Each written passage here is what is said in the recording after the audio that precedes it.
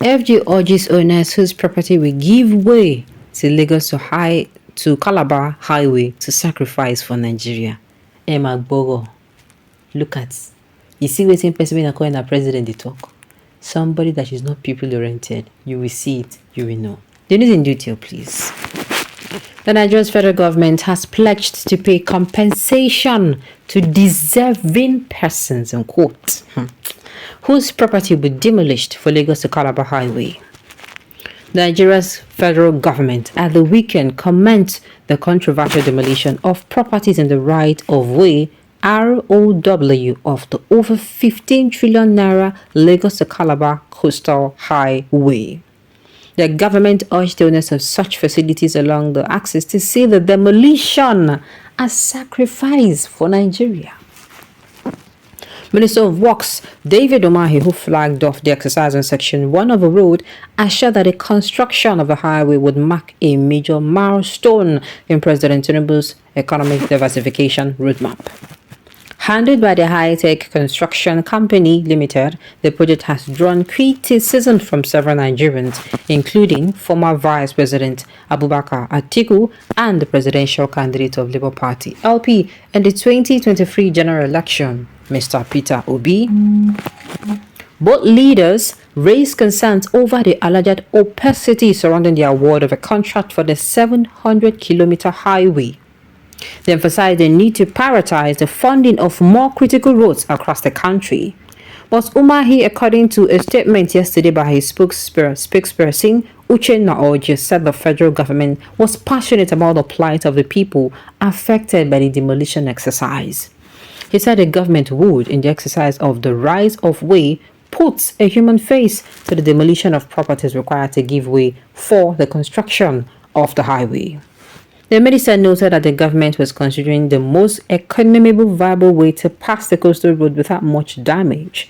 He reassured that there will be no delay in the payment of compensation to the property owners entitled to the compensation, but solicited their cooperation to the timeline of the demolition exercise. Umahi said, and I quote, "We are doing some minor adjustments and our commitment is to stay within the coastline. While the initial demolition order was passed to all the affected investors, so to speak, I graciously increased the period to another 7 days and yet another 4 days. And here we are because the project stopped because of this part of the demolition. This demolition is going to have a pure human face. I wish to flag off this demolition exercise to get a right of way within the coastal corridor, which is the legitimate right of the federal government.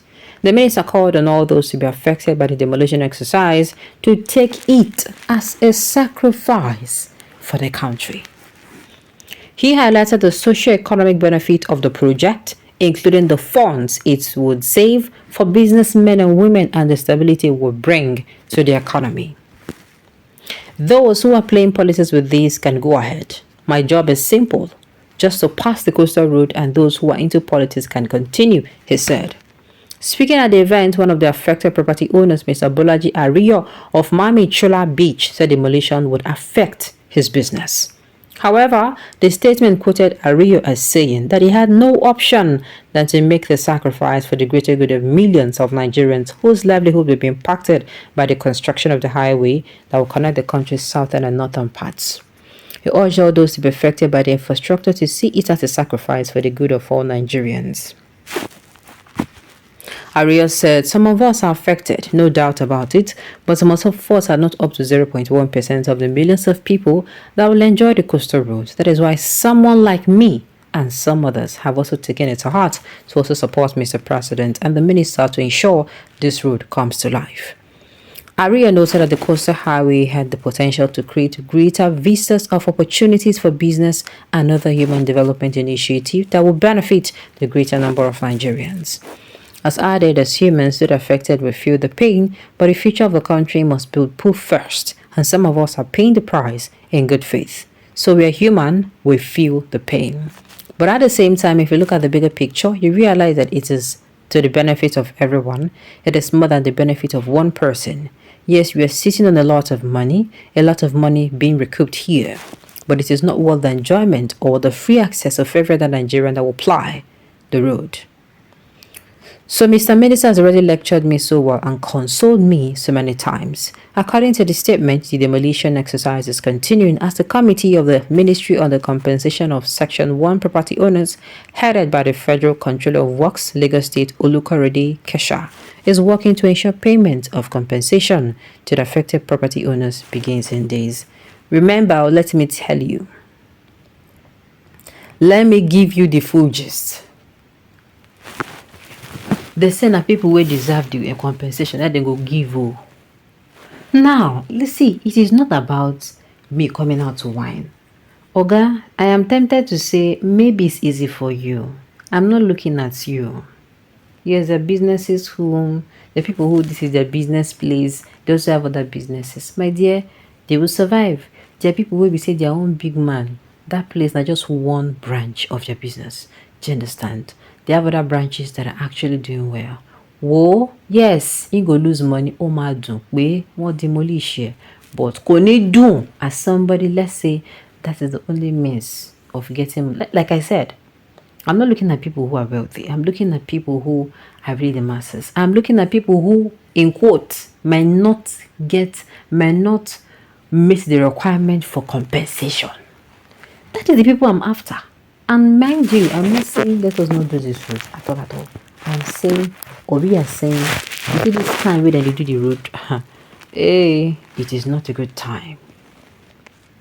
I make sacrifice for Nigeria. See, since they born me, I don't know about you, I've been making sacrifices for this country as long as I can remember. I've been making sacrifices. Governments don't give me work, whether they pay them tax. They go come on my salary money every time. Road, they no give me. Water, they no give me. Power, they no give me. You see, I no fit count points within government don't do. I know fit. I know fit. There are people who this their life na private. They give birth to them private hospital. Then come back, continue their life. Then carry them go house na private house. They go school na private school. If they go sick na private hospital. Their house, whatever they get, na borehole wey dem dig. They continue like that too. They continue basic, continue what's it called? The secondary school, continue tertiary, private university. Then go. Then come outside. They form their own business. They no sit down wait for government. Government their own, make them sit down, spread leg. They collect tax, make life difficult for those people. Those people then pay workers. They don't allow them to water. They go they come out where they pay the workers money. I want you to see clearly at something that the system is not built to make the government to make Nigeria sacrifice for me. We the people are always the ones sacrificing for Nigeria. And in capital letter, Otisuwa, it is becoming a burden that we no longer want to carry. Now me talk on. Alright, on this note, we have come to the end of the news. We say thank you for tuning in to listen until I come your way next time. Enjoy the rest of your day.